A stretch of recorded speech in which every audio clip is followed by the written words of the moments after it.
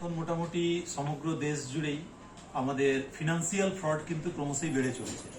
তো ফিনান্সিয়াল ফ্রডের মধ্যে আমরা এর আগেও দেখেছি যে ফ্রড যে অ্যামাউন্টগুলো হয় সেই অ্যামাউন্টগুলোকে বিভিন্ন ভাড়ার অ্যাকাউন্ট বা ব্যাংকের অ্যাকাউন্টগুলো এখন ক্রয় বিক্রি হচ্ছে, তার মধ্যে সেগুলোকে পাঠানো হয়। তো এইরকম একটা র্যাকেট দক্ষিণ দিনাজপুর জেলায় বেশ কিছুদিন ধরেই চলছিল। এরকম একটা খবর আমাদের কাছে এসেছিল।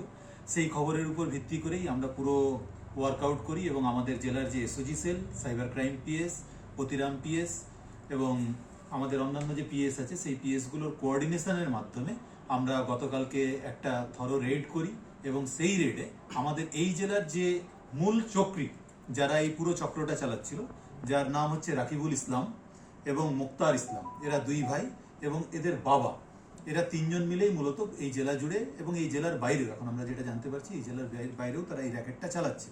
তো এদের মধ্যে রাকিবুল ইসলাম এবং মুক্তার ইসলামকে আমরা অ্যারেস্ট করি এবং তাদের কাছ থেকে আমরা প্রচুর এই জাতীয় জিনিস রিকভারি করতে পেরেছি। তাদেরকে প্রাথমিক জিজ্ঞাসাবাদ করার পরে আমরা জানতে পারি যে ইনাদের সাথে যুক্ত আরেকজন ব্যক্তি, যিনি আমরা প্রাথমিকভাবে জানতে পারছি ট্রান্সজেন্ডার। তো তিনি বিভিন্ন যে ভুয়ো সিম কার্ডগুলো, সেই ভুয়ো সিম কার্ডগুলো ইনাদেরকে প্রোভাইড করতেন এবং ইনাদের কাজের সাথে ওতপ্রোতভাবে জড়িয়েছিলেন। তার নাম রত্না রয়, তার বাড়ি হচ্ছে গঙ্গারামপুর থানার অন্তর্গত শিববাড়িতে। তো আমরা গতকালকে তাকেও সেখান থেকে ডিটেইন করি এবং তার কাছ থেকেও বেশ কিছু জিনিস রিকভারি করি। এখনো পর্যন্ত আমরা এই পুরো যে র্যাকেট, তাদের কাছ থেকে একটা ল্যাপটপ, 22টা মোবাইল ফোন, একটা পাসপোর্ট, 90টার মতন সিম কার্ড, 19টা ডেবিট কার্ড, 8টা প্যান কার্ড এবং 4টি ব্যাংক চেকবুক, এগুলো তাদের কাছ থেকে আমরা রিকভার করতে পেরেছি। ধৃতদেরকে আমরা আদালতে পাঠাচ্ছি এবং 5 ডেজের রিমান্ডের প্রেয়ার দিচ্ছি।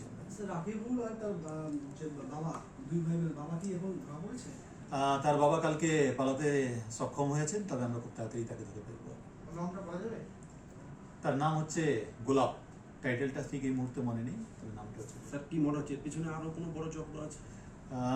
এখনো পর্যন্ত প্রাথমিকভাবে আমরা যেটা জানতে পেরেছি যে এখান থেকে এই বিভিন্ন সাধারণ মানুষের ব্যাংক অ্যাকাউন্টগুলো তৈরি করানো হতো, তৈরি করিয়ে এগুলোকে এই রাকিবুল এবং মুক্তার, তাদের আরও বাকি যে সহযোগীরা ছিল তাদের সহযোগিতায় কলকাতা, ঝাড়খণ্ডের বেশ কিছু জায়গায় এই অ্যাকাউন্টগুলোকে বিক্রি করে দেওয়া হতো বেশ বিপুল টাকার মুনাফার জন্য।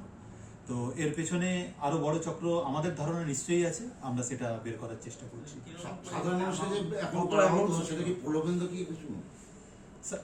সাধারণ মানুষকে প্রলোভন তো নিশ্চয়ই দেখানো হতো, কাউকে লোন পাইয়ে দেওয়ার নাম করে, আবার কিছু মানুষ কিন্তু স্বেচ্ছায় নিজেদের অ্যাকাউন্টগুলো কিছু টাকার বিনিময়ে বিক্রিও করতেন। কত টাকার ফ্রড হয়েছে স্যার মনে হচ্ছে?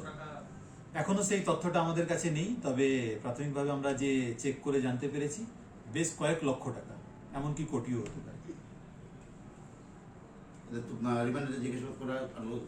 ফার্দার আমরা রিমান্ড নিয়ে তাদের আরো জিজ্ঞাসাবাদ করে বাকি আরো কারা কারা এর মধ্যে যুক্ত রয়েছেন এবং আর কোথায় কোথায় এই চক্র কাজ করছে সেগুলো আমরা বের করার চেষ্টা করব।